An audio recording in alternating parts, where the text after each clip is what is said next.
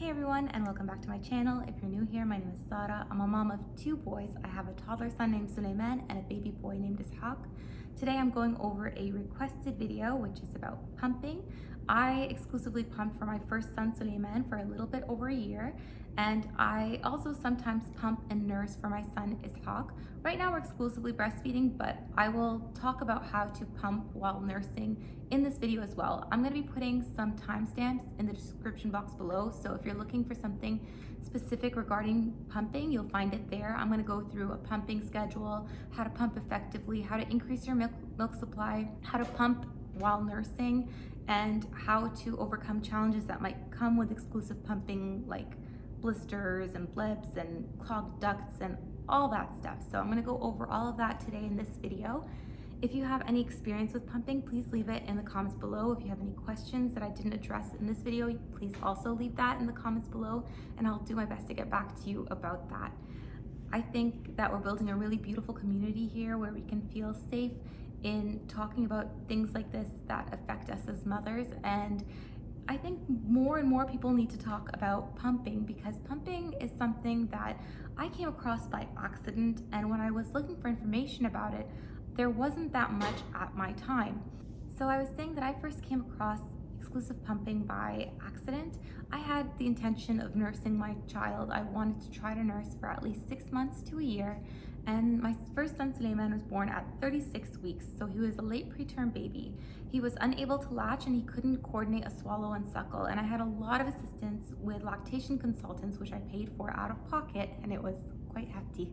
The price of all those sessions added up, and I found that in the end exclusive pumping was the way for us to go. As much as I had wanted something else, or I had envisioned it going another way, pumping is where we ended up. And one of the ways that I accomplished that was by first understanding a pumping schedule. So when you're pumping, you have to follow a schedule, and I can't insist on this enough. If you are pumping and you are trying to exclusively pump, but stay on schedule.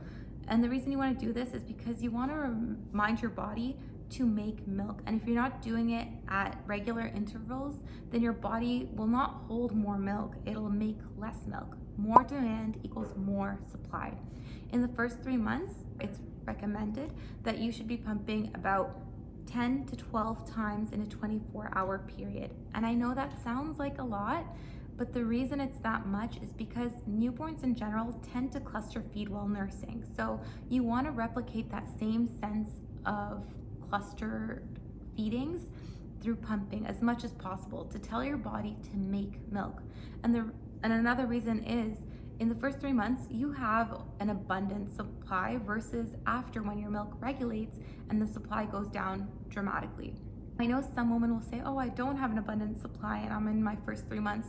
You may be facing some breastfeeding issues that I will mention later on in this video, such as a clinical low supply. It's actually pretty rare to have a clinical low supply, though there are women who do have it, and I was definitely one of those women because of hypothyroidism, and I'll go into that in greater detail in a moment.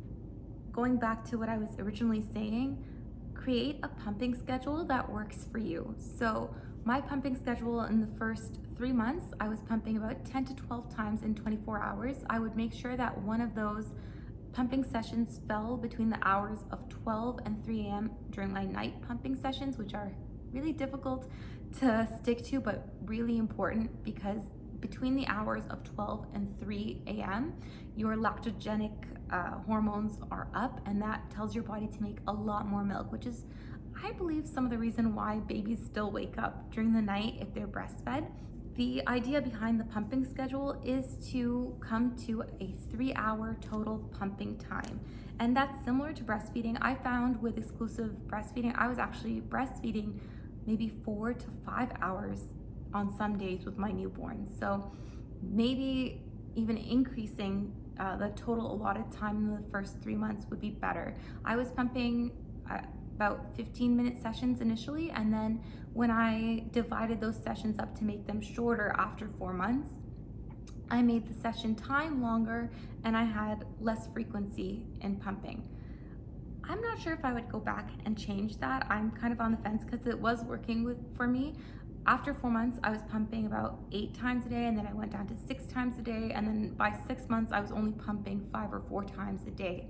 And those sessions were about 25 to 30 minutes long. So it depends on your preference. Would you rather have longer pumping sessions and less often, or would you rather have more frequent sessions and shorter, if that makes sense? So that's what I reflect back upon now. Let's talk handling breast milk, because breast milk is a food, it's baby food essentially, and you want to make sure that you're storing it correctly and that you are also pumping effectively so you're not creating any germs or bacteria in that time of pumping. The first thing that I would recommend is to take a Ziploc bag and to store your pump parts in the fridge between pumping sessions. Yes, you heard that correctly.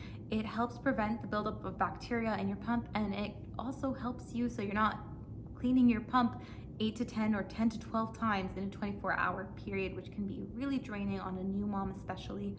I would recommend putting in your pump parts in the fridge and then washing and disinfecting them at least once or twice in the 24-hour period, which is exactly what I did once I learned about this.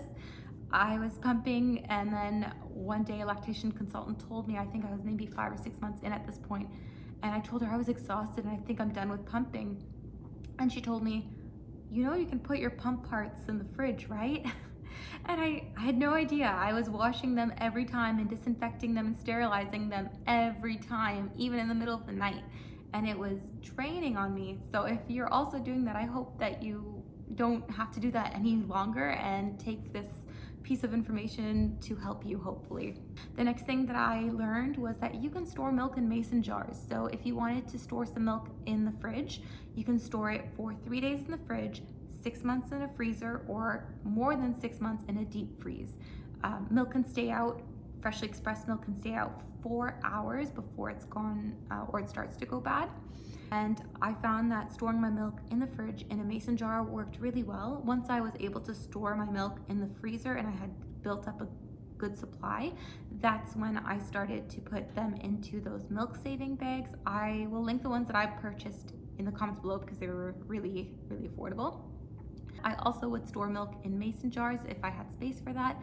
I don't have a huge freezer, so I was very limited on the space that I had for my milk in the freezer, and I tried to build up a stash so that when I would finish pumping, my son could continue having milk for at least a couple weeks longer after I had stopped. Another really important thing when you're exclusively pumping is to have the right pump. The right pump can make a really big difference in terms of how long you pump for, how motivated you feel to continue pumping, because it affects your overall milk supply. I originally started off with the Medela, and I go in great depth about that on my products I regret buying video, so you can check that out to understand why. In the end, I made the switch to the Spectra, which was a really good decision for me because it increased my milk supply and I felt more comfortable pumping with the Spectra. Now that I'm nursing my second baby, I purchased the Elvie breast pump. And I really wish I had this back in my days of exclusive pumping. I think it would have made a really big difference in terms of being able to go places without worrying about, oh, I need a place to pump, because you can secretly pump without anyone being any wiser about it. So if I were to recommend a pump to you, I would recommend the Spectra for sure. And then if you have the luxury of getting a second pump, then I would recommend the Elvie pump. The Elvie pump makes it easy for you to go portably wherever you want. If you choose the Elvie pump over the Spectra pump, just know that you're gonna have to pump for a longer amount of time to get the same milk that you'd get from the Spectra pump in a shorter amount of time. So that's the consideration between the two.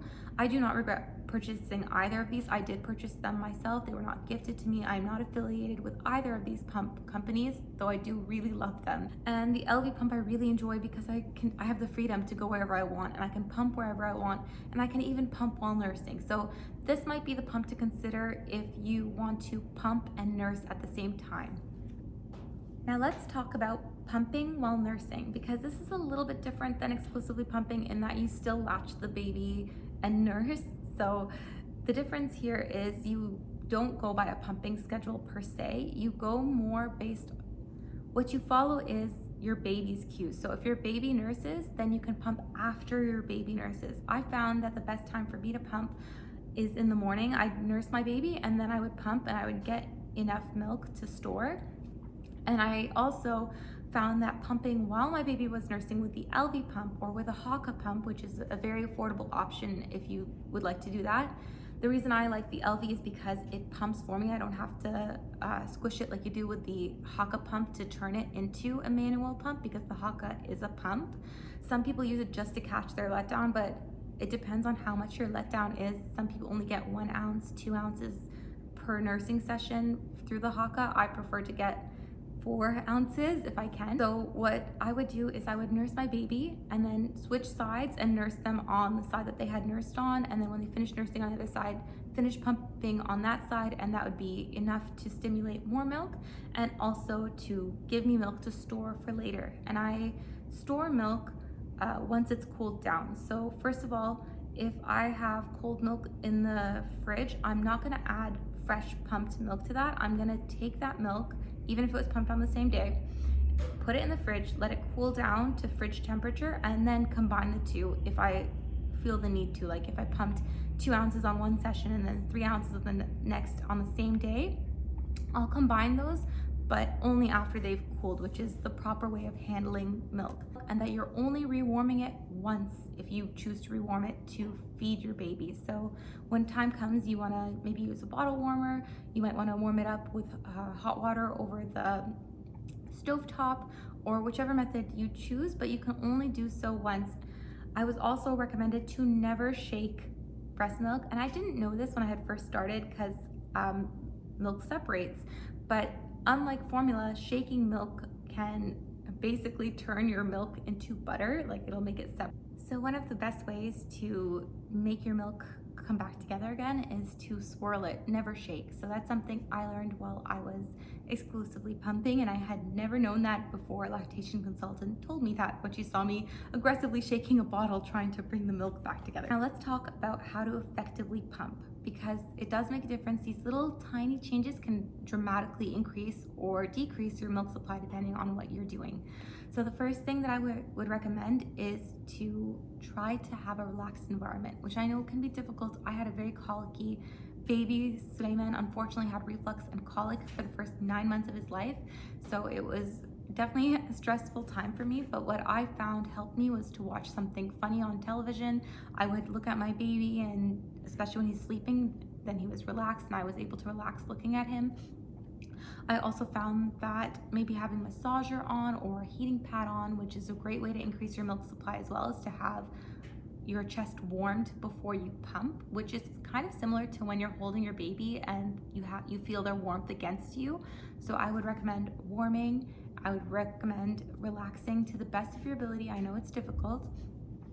And I would recommend lubricating before attaching your pump with either a Lancino type cream or coconut oil if that is safe for your baby. I ended up using coconut oil with my son and it was much better for me that way.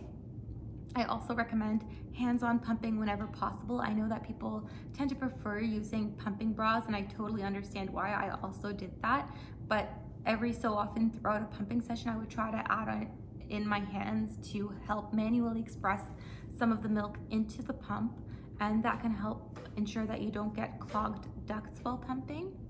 Leaning forward also can help with milk supply because of gravity. So when you're pumping, if you lean forward just slightly, not all the way over, but just slightly, you can help the flow of milk speed up a little bit.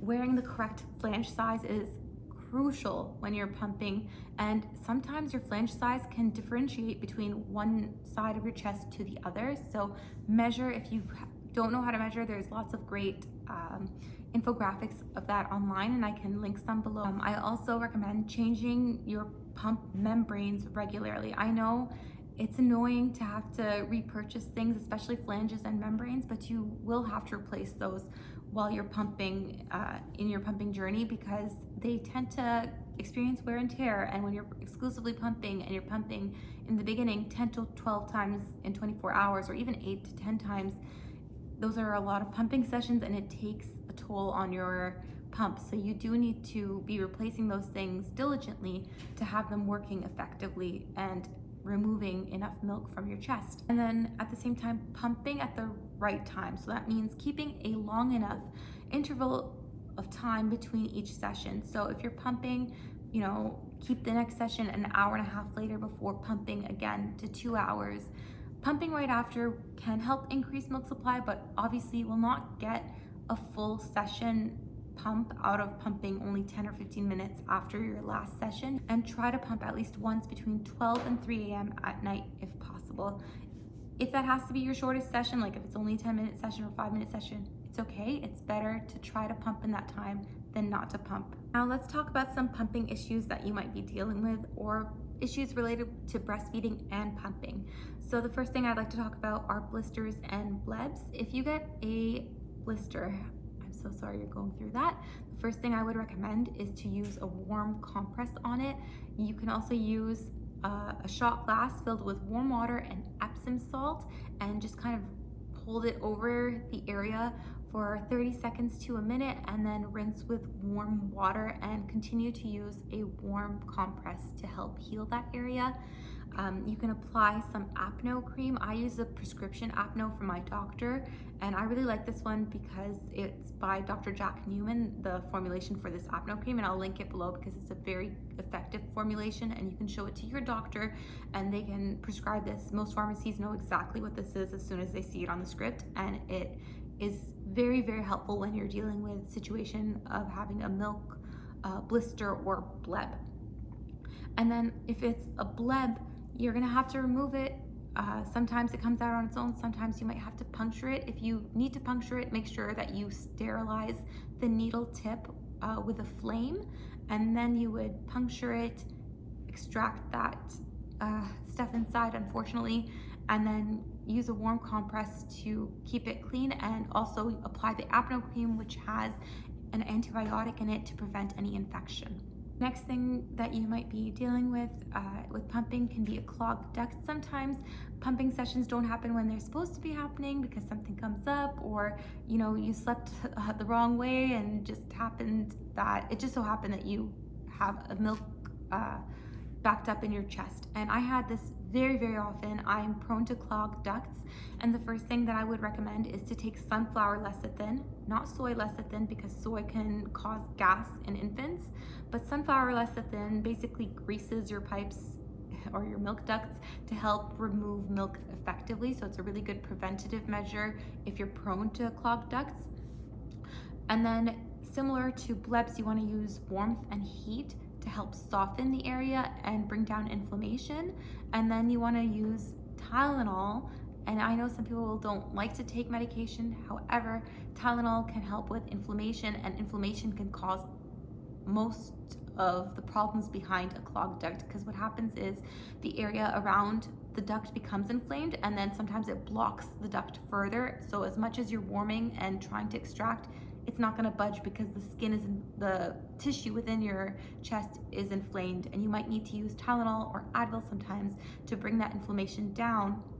And then using warm compress, massage, and constant removal of milk from that affected area until the duct is completely clear. You can also use strategies such as leaning forward and pumping, using a Haakaa while leaning forward. If you're breastfeeding, you could obviously breastfeed your baby leaning forward. The idea is to use gravity to help you as a force. You can go into the shower, hot shower, with your Haakaa and use it as a manual pump, and then use a vibrating brush or just a regular brush and kind of massage the duct until it clears. Try not to be aggressive, because obviously it's an inflammation, so the more you go at it, the more it can be inflamed, and this can perpetuate the problem further. And the reason that I tackle clogged ducts so aggressively is because they can lead to mastitis, which I've also dealt with. And if you have mastitis, then you're gonna need to speak to a doctor immediately, because they're gonna probably prescribe an antibiotic to help clear that infection, because mastitis is an infection of breast tissue. And once it's mastitis, it can progress very quickly, and you can end up with something called a breast abscess, and that needs surgical removal. So I definitely recommend following the steps as far as removing a clogged duct as soon as you have it. Now let's talk about how to increase your milk supply, because this is something I know a lot of moms look into and worry about, and I looked into and worried about as well. So the first thing I'm going to talk about is what most moms will stumble across, which is called fenugreek. It's a herb, and you need to be taking 3,500 milligrams a day of fenugreek to see any difference in milk supply. It takes 3 days before you'll see a recognizable difference in your supply, assuming you don't have hypothyroidism or hyperthyroidism. If you have any thyroid issue whatsoever, consult your doctor, because it is very likely that you cannot take fenugreek. And I know this from experience. I was taking fenugreek thinking that it would help me. A lactation consultant had told me about it. I took it right away, and for 5 months I struggled with a clinically low supply, and I didn't understand why my milk supply was so low until I went and saw my doctor for issues related to hypothyroidism. I was already diagnosed with hypothyroidism for, it's maybe been 10 years at least that I've been taking Synthroid. I went to go see him, and he checked my levels and said that it was as if I wasn't taking my medication at all, and he found that really strange because I've always been very diligent about taking my Synthroid, and I was experiencing all the symptoms of hypothyroidism as if I wasn't taking my medication. He then started asking me what I was taking as a supplement, and I told him fenugreek for breastfeeding, to which he then told me that it is not safe for women who have any type of thyroid issue to take fenugreek because it impairs thyroid. So if you are in the same boat as me, I'm just sharing this with you because literally nobody told me this. And when I told other moms who had hypothyroidism about this, they were astounded, and it made instant sense to them as to why they were feeling all the symptoms of hypo or hyperthyroidism, and they were taking their medication, but they were also taking fenugreek, which was impairing the absorption of the medication. So consider yourselves informed now. I hope that if you're taking it, you can speak to a doctor about maybe doing something else instead of fenugreek. There are other options, and I found those because I was no longer taking fenugreek. One of the things that you can take is something called goat's rue. It's another herb. It is safe with hypothyroidism, and goat's rue increases mammary tissue, which can increase milk supply.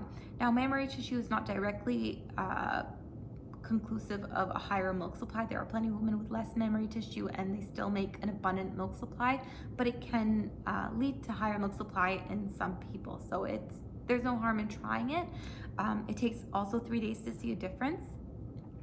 And then other galactagogues or ingredients that bring up milk supply are nutritional yeast, brewer's yeast, oats, flax seeds, and then drinks that have electrolytes like Gatorade or coconut water.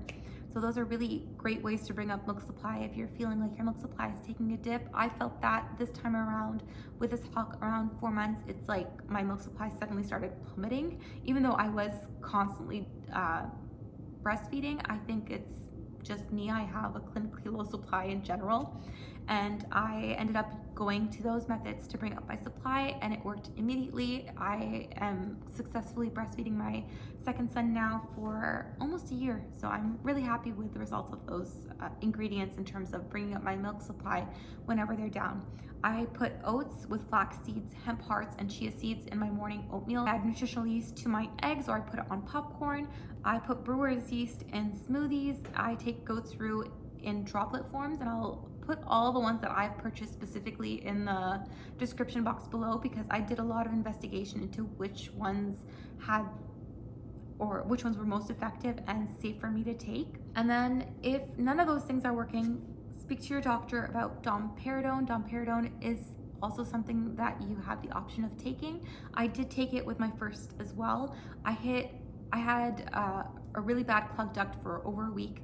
I removed it, and then my supply went way down. I was pumping about a liter and a half on average per day, and then after that clogged duct episode, I started only pumping 300 or 400 milliliters, which was not enough to feed my son. I started going through my frozen stash, and I spoke to my doctor immediately. He wrote me domperidone. Within a week, it was resolved, and I weaned off of domperidone within the same month. So I spoke about this earlier, but if you're trying to increase milk supply, whether you're nursing or you're pumping, frequency. Pumping equals more milk. You know, the more demand, the more supply you create. So if you're nursing, obviously put your baby to your breast as often as you can, nurse on demand. And if you're pumping, then I would recommend pumping a little more often. So let's say you pump, you can do something called power pumping. So what that means is you're gonna have your pumping session, which is 15 to 20 minutes long. We'll say 15 minutes. You're gonna stop for 5 minutes, and then you're gonna pump for 10 minutes. And then you're gonna stop for 5 minutes, and then you're gonna pump for another 10 minutes. You're gonna stop for a final 5 minutes, and you're gonna pump for 10 minutes. So it's about an hour total. And that kind of simulates cluster feeding, and that can really dramatically bring up your milk supply quickly. And it takes about 3 days to see a difference using this method, which is called power pumping. And I'll put an infographic for that as well in the description. The description box is gonna be loaded this time, guys. Like, there's gonna be so much there. So definitely check it out if you have any type of questions over anything that I've discussed in this video, because I know I've chatted your ears off in this one. So I hope you'll find all that very helpful. I think we're gonna conclude the video here. I hope that you have great success with your pumping journey. I know that it's really difficult, and I wanna tell you that you're doing an amazing job. You are a wonderful mom. I know it's so difficult to pump. We don't get recognized enough when you're pumping. I definitely experienced that, where people wouldn't recognize that I was essentially breastfeeding my baby. I remember when I went to my son's pediatrician, and he had asked me, he's just like, oh, is your son, breastfed or formula fed? And I hesitated. I was like, well, I put breast milk into a bottle, so he's bottle fed. And he stopped and looked at me. He's like, no, you're breastfeeding. So after that, every time I would see him, he would ask me, is your son breastfed or formula fed? And I would say breastfed, and I would say that confidently, knowing that my son is essentially breastfed. So I want to encourage you to keep on going. You're doing a wonderful job. I wish you all the best in whichever journey you're taking, whether it be pumping, nursing, formula feeding. I know you're doing the best you can, and I wish you all the best in that. And with that, let's conclude this video. If you like videos like this, please hit up the like button to let me know it. Subscribe to join my YouTube family. Till then, I'll see you guys next time. Bye-bye.